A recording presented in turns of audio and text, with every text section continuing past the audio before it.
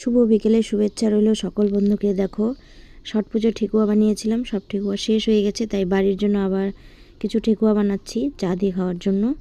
কার কার ঠেকুয়া পছন্দ কমেন্টে অবশ্যই জানাও সকলে। আর এদিকে দেখো ঠেকুয়া সব কিছু মেখে নিয়েছি, সব কিছু মিশিয়ে দিয়েছি, সুজি, তারপরে তোমার ময়দা, নারকেল, বাদাম আর খেজুর, চিনি, দুধ সব দিয়ে ভালো করে মিক্স করে নিয়েছি। এদিকে সবাই ঠুকে দিয়েছে, আর এদিকে ভাজাটা বসিয়ে দিয়েছি। দেখো ঠেকুয়াগুলো ভালো করে ভেজে নিচ্ছি, অল্প অল্প করে এরকম করে সবগুলো ঠেকুয়া ভেজে নেব। একটু হালকা হালকা লাল লাল হলে ঠেকুয়াগুলো তুলে দেব। ঠেকুয়া খেতে কে কে পছন্দ করো সবাই আমার পরিবারে আসার আমন্ত্রণ রইল, সকলে চলে আসবে।